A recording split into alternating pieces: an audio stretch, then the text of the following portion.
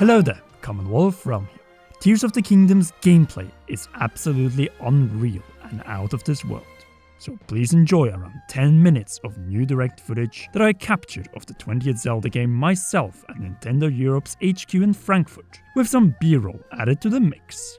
A big thanks to Nintendo Nordic/Bergsala for flying me down to Germany and letting me try and preview the game prior to release. And do not worry, this footage does not contain any story or gameplay spoilers that we haven't seen teased in trailers, so be sure to leave a like, subscribe and press that notification bell as we're going for 2023 likes, and let's get straight into this official preview. We start off at the surface about to attack an enemy monster camp, and what is immediately clear is that you cannot play this game like Breath of the Wild. And that is also what we were constantly reminded of. Think tears, not breath. And since I didn't do that in the first minutes, I saw the game overscreen once. Luckily, I soon realized that in this game you need to combine what you have in front of you, and most of all, think quickly, as the enemies will not wait for you. The gameplay is just so seamless and more so interactive. There are just so many ways to approach each situation, and with different powers preferably combined. You can approach the enemy camp in front of you traditionally, or you can use Ascend for a surprise attack. You can home in on your foes, or use the new bomb flowers to blow your foe down. Or shoot them with your meat arrow. Yes, I did the meat. Then take your weak, rusty weapon and fuse it with the horn that was just attached to the enemy. Boom, you have a much stronger weapon with 2 button clicks. Need to get up faster? No problem, just fuse one of the Zonai rockets to your shield. It is just so seamless and straightforward, and I cannot describe how great the new gameplay mechanics feel and, well, are. You're in for something that we have never seen in video games before, as you can do the same ambush from above tactic with Ultra Hand to build a hot air balloon, though that one ties to your battery, which we will go into more extensively in the sky. If you for some reason after seeing that footage still decide to go in through the front gate, then you need the new powers, as recall in the right moment is key to continue your upward offensive, and then why not combine it with Ultra Hand, the far better magnesis that is so versatile and well, handy. Puns aside, every of the 4 promoted powers is just incredible in nearly any situation at any point of this game, all aimed at enhancing and improving the gameplay experience we know and love from Breath of the Wild. Like for real, you can even fuse the giant spiked bolter you just recalled to a rusted sword or even your shield. How cool is that? And even then, I just constantly felt that I'm not using the full potential of this game. But simply, I had limited time and I had to push forward. And yes, that is the minimap of the surface map, which has a similar style to Breath of the Wild's, but that doesn't matter, as I only checked it to see how the new coordinates change as we fought our way up to the top of the monster camp. Speaking of, my first encounter against the blue boss Bokop. He is big and terrifying, but this game offers all kinds of opportunities and new fused and non-fused weapons and materials to deal with him, including throwing ice, followed not long after by fire chew jelly at him, and even confusion so he attacks his own kind, all making it easier to finish him off. When the deed is done, you can fuse the axe he dropped from his head to your own weapon or shield, whatever you prefer, or even a wooden crate to the same weapons. There seems to be no limitations on what 2 things you can fuse together in Tears of the Kingdom. Seriously, Breath of the Wild really feels like a prototype compared to this, and we haven't even departed for the Sky Islands, where the true new game experience is located. Then, the Sky Islands. What do I think of them? Well, they are varying sizes from the tiniest floating rock to major areas that really makes you realize that the best way of expanding the map of Hyrule was vertically, both in the sky and underground, as we finally have seen with the most recent commercial.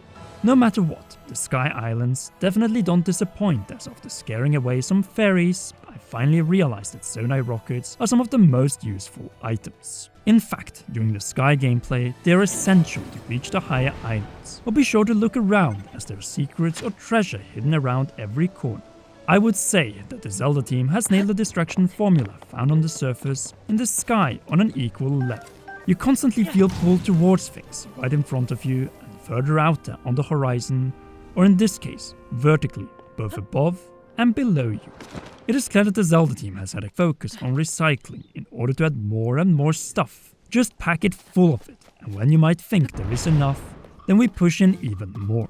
I have no idea how this can even run on the Nintendo Switch when you have soldier constructs firing off rocket arrows at you on top of Sky Islands.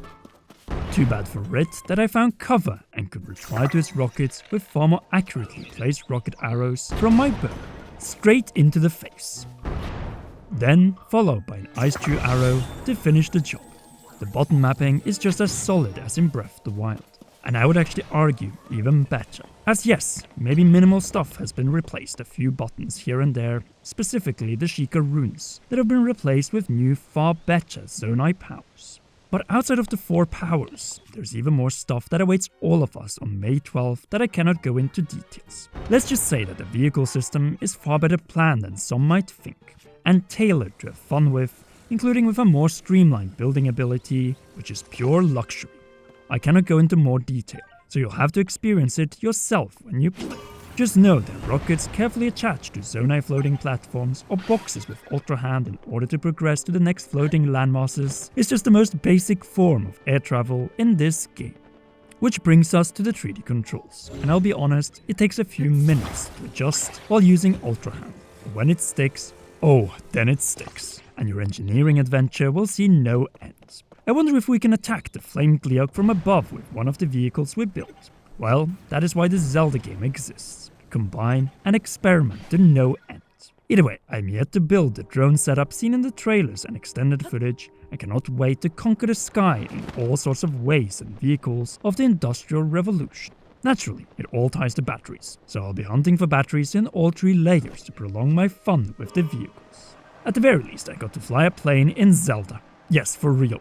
As this must be a nod to Microsoft Flight Simulator 2020 offering our entire Earth to explore, one of my favorite pastimes when not working on videos. Well, now we have Hyrule Flight Simulator Ultra Hand Edition. Truly, the sky awaits. Since the Flying Stone Sky Bird is not, like we've seen in the trailers and commercials, just a gliding transporter that we'll just have to land on or jump off. No, you can turn it into a proper airplane with twin engines and steering stick to conquer the sky. And if you're really creative, you gain some initial boost with a Zonai rocket ultra-handed to your flying machine. And you know what? The control and gameplay while flying between the Sky Islands are surprisingly satisfying. In fact, not so far away from Flight Simulator. I could gush about the flying mechanic and the seamless experience they offer for hours, but I can only show you this much footage. So let's land our plane and instead head to solve a puzzle. Since Zelda is all about 3 gameplay forms, and so is Tears of the Kingdom: exploration, combat, and puzzle solving. Specifically, the Ultra Hand Stone puzzle we saw in the February 2nd official trailer. And let me just say, I nailed it. Didn't waste any time, much thanks to building that plane earlier, which helped me fully master the 3D controls. It is clear that the Zelda team designed these islands so that by the time you reach the actual puzzle, we're already well used to the new way of building and moving around objects. After some work well done, why not celebrate by cooking up some food? Now from actual recipes, no need to memorize or write them down. We have a cooking book in-game. The quality of life improvements are ever present, no matter what you decide to do in Tears. And even with the short time I had with this game, I don't think I can ever go back again to Breath of the Wild. The endless combination gameplay is simply as great of a revolution for the gaming industry as the Industrial Revolution was for our world and history. A little exaggeration, but I have to be honest, there's just no going back after experiencing this firsthand. Removing more and more boundaries and turning it into a far more interactive world than our own. And that is exactly the games that I live for. Never-ending evolution of my favorite video game franchise since its transition to the third dimension 25 years ago. Everything I experienced in Frankfurt was just magical and left me hungry for more as I rewatched my gameplay and the B-roll over and over, thinking of how in the name of Hylia did the Zelda team pull this off. This is both the most complex and streamlined gameplay experience of all time, and there's still so much more to see, including things I cannot go into detail, but experienced. What I will detail though is that I had a pretty awesome fusion build with Zonai Sky's set, which naturally ended up as the thumbnail of this video. Team Dragon all the way, spiked and breathing fire, especially towards the fairies which kept flying away from this Norseman barbarian. I wonder why. Joking aside, everything expanded from Breath to Tears, starting with homing arrows, has meaning, and this was only a collection of the early floating landmasses, and not the ones seen in the final pre-release trailer. Speaking of bigger landmasses but now in the sky, the new equivalent of the Great Plateau, as I also got to play but not capture any footage of it on the Sky Islands that series producer Asia Numa showed us around with far more exploration of the minecart rails and caves teased in that presentation. I can already, based on those few minutes, proclaim that this floating territory that we'll all fall in love with is superior to Breath of the Wild's Great Plateau. Then again, we don't even have to choose, as both the Great Plateau and the better newcomer are found in the 20th Zelda game. Minecarts with engines, and puzzles involving these as seen in Nintendo's recently published commercial, and so much more. The Zonai constructs, but also Zonai vehicles and tech are simply the best thing added to the Zelda series, as it creates endless possibilities with endless combinations. Yes, the Sky Islands might have a little limited enemy variety, but in return, the soldier constructs are brilliant the way they are. And on that note, I think it is time to play some more footage of my favorite non-organic bird flying with some fitting music, because I cannot wait for more Hyrule Flight Simulator in the years to come. The fun in this game is just next level, and in the case of Nintendo, next generation. It is a gameplay experience that feels years ahead of time, and I couldn't be more happy that it is exactly the Zelda franchise and the Zelda team, headed by series producer Eiji Aonuma and director Hidemaru Fujibayashi, that are pushing the industry to do so much better. They have made a game whereby combining a rocket, 2 turbines, batteries and more batteries can truly push it to the limit and literally set flight on the highway to the danger zone, right straight into the danger zone.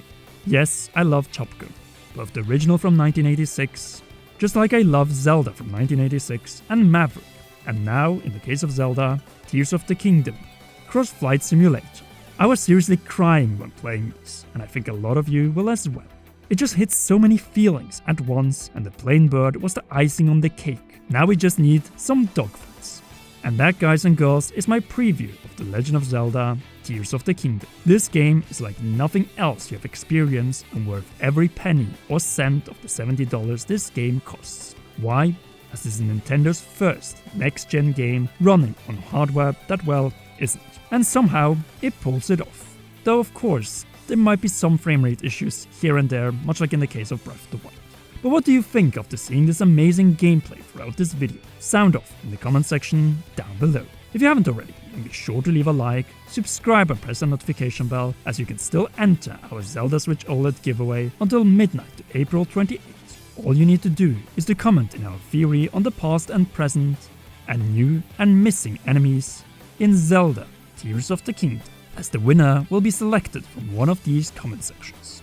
Last but not least, a big thanks goes to Bergsaller and Nintendo for making this magical opportunity possible. To all of you for watching until the end, and to our patreon.com/commonrealm patrons. A special shout out to Raw producer Charles Shash, and to our new patrons No Black Fanta and Antinas Art. Thank you so much for your support. You all rock, and please enjoy one or both of these 2 awesome videos.